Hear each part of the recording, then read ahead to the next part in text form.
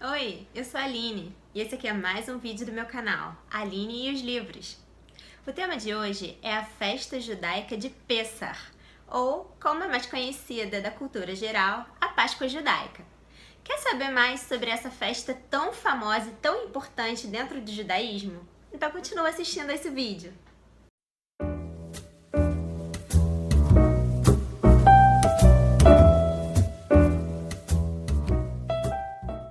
A palavra Pessach, em hebraico, significa passagem, travessia, passar sobre, saltar.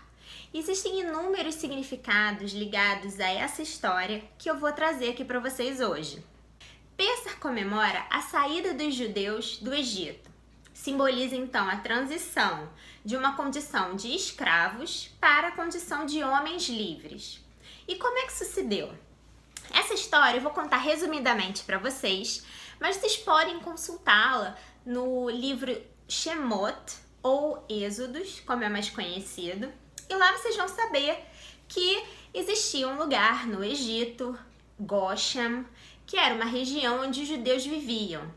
E existia uma época, nos conta a Torá, ou o Pentateuco, em que havia um faraó que governava o Egito, um faraó que não conhecia o José.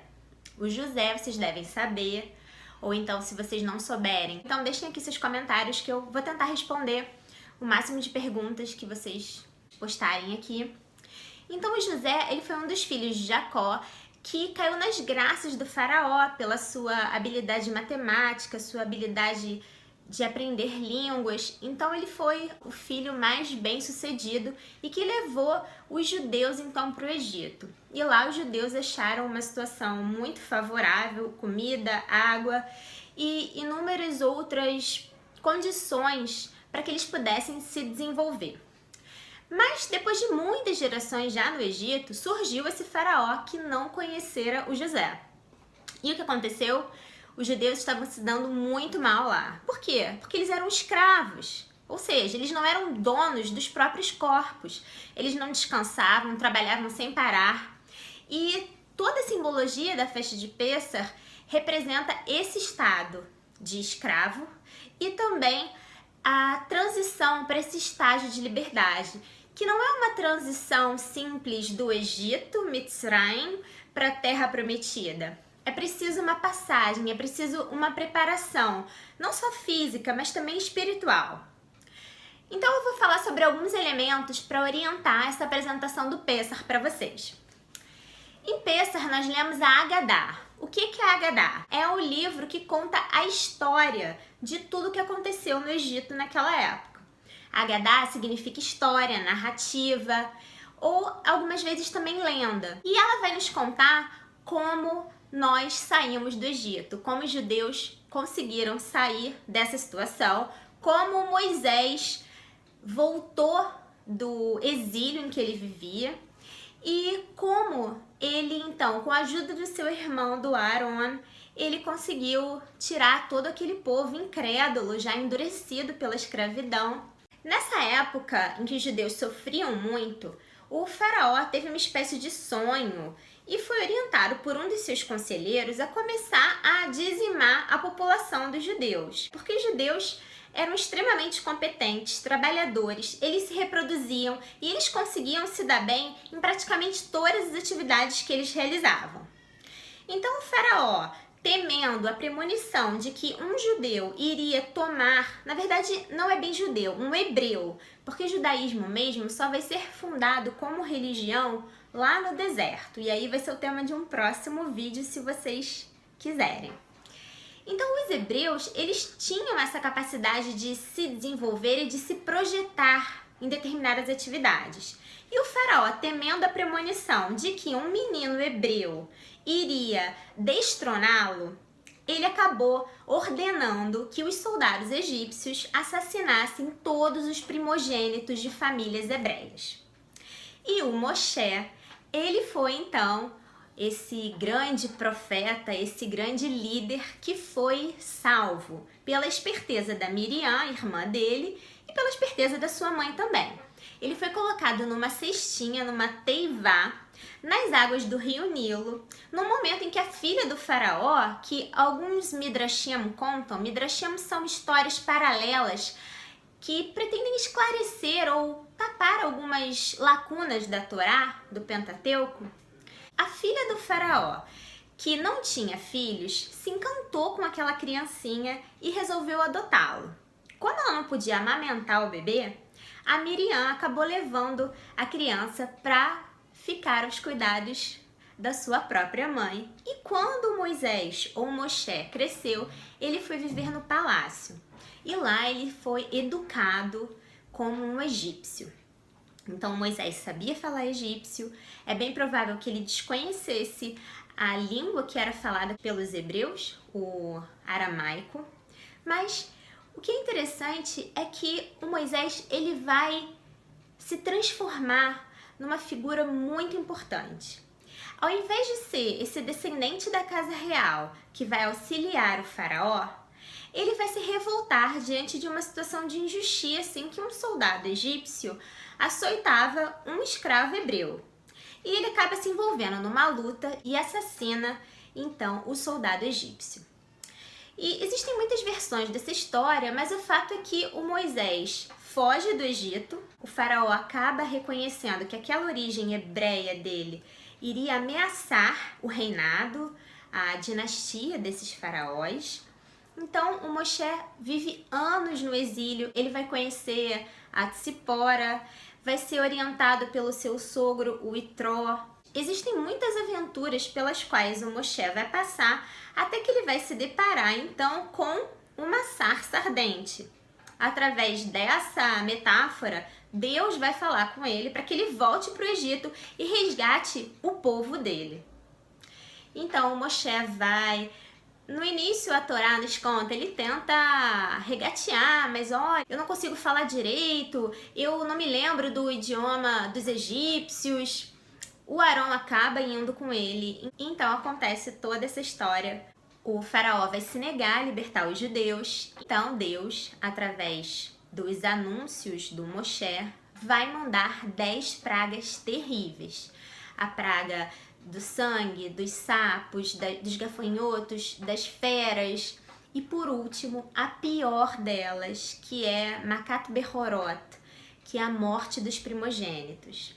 Então, os judeus foram orientados a colocar nos umbrais de suas portas o sangue de um cordeiro oferecido em sacrifício, e assim o anjo da morte reconheceria naquela marca de sangue as casas hebreias, então ele passaria por cima. E por isso, então, Pêssar também vem daí. O anjo da morte acometeu todos os bebês, todos os primogênitos egípcios. E isso foi uma grande tragédia. E só assim o faraó, então, concedeu aos judeus a permissão de ir embora do Egito.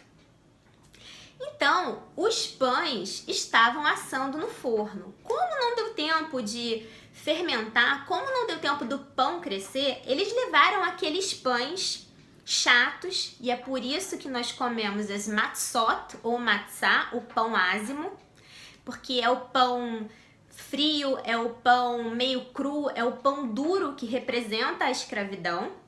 E por isso comemos durante 7 dias em Israel e durante 8 dias na diáspora, nos territórios fora de Israel, onde os judeus vivem. E contamos essa história através da Agadá e também fazemos 2 jantares que nós chamamos de Seder. O Seder, em hebraico, significa ordem. É um Seder porque existe uma ordem, existem as bênçãos ou brachot que nós fazemos e cada passo desse ritual é uma lembrança dessa transição, dessa passagem que é sempre preciso que nós a façamos. É sempre preciso que a gente tire esse Egito de dentro de nós, tire essa terra, Mitzrayim. E é por isso então que os judeus levaram, ao invés de 9 dias, que seria um tempo normal de caminhada do Egito até a Terra Prometida, eles levaram 40 anos no deserto. e lá vão acontecer várias coisas e o judaísmo vai começar a se cristalizar como essa religião tão poderosa, esse monoteísmo tão vigoroso que perdura até hoje, depois de tantos séculos. Pêssar também é conhecido como Hag Aviv, a festa da colheita ou a festa da peregrinação. Ele é conhecido também como Hag HaMatzot, a festa das Matzot. Durante esse feriado, que começa segundo o calendário judaico, que é um calendário lunar, na noite de 14 de Nissan, nós então evitamos qualquer tipo de fermento. Algumas correntes mais ortodoxas do judaísmo não evitam apenas o fermento biológico de pães, bolos e biscoitos, evitam também o fermento lácteo de laticínios e iogurtes, mas também evitam substâncias que podem fermentar em pastas de dente, em shampoos, em outros produtos de higiene pessoal. Nós também evitamos alguns tipos de grão, mas também isso varia muito de acordo com a tradição sefaradi ou askenazi. Então nós evitamos trigo, cevada, centeio, espelta e outros grãos e leguminosas que possam fermentar. Essa metáfora da fermentação, do inchaço, também tem tudo a ver com o orgulho, com a arrogância que nós possamos ter em algum momento da vida. Afinal, olha, há muito tempo nós fomos escravos. Estávamos numa posição terrível, a pior posição em que uma pessoa pode estar no mundo. Existe também a keará, que é esse prato que nós decoramos com alimentos, que é o ovo.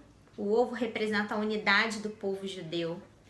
Temos o osso de carneiro, que representa esse cordeiro sacrificado, cujo sangue nós usamos para pintar os umbrais da porta, para que o anjo da morte saltasse sobre elas e poupasse os primogênitos hebreus.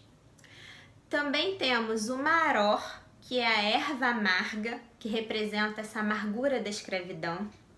O harosset, que é uma pasta de maçã, nozes e outras frutas secas, que representa o barro com que os judeus faziam os tijolos nas construções das pirâmides e outras proezas arquitetônicas dos egípcios. Ainda na Keará nós temos o karpas e o hatzeret, outros alimentos que também, junto com um potinho de água e sal, representam as lágrimas, a amargura da escravidão e o suor do trabalho dos escravos. Então, esse é o meu resuminho da festa de Pêssar para vocês. Há muito mais a ser dito, mas eu espero que eu tenha conseguido elucidar um pouquinho do que é essa festa para nós judeus e também para o conhecimento das culturas. Se você não é judeu, mas se você tem um interesse em saber mais, deixa aqui seus comentários. Não se esqueçam de se inscrever aqui no meu canal para ajudá-lo a crescer. E se você gostou desse vídeo, compartilha com seus amigos. É isso aí, pessoal. Vejo vocês no próximo vídeo. Muito obrigada pela audiência e tchau, tchau!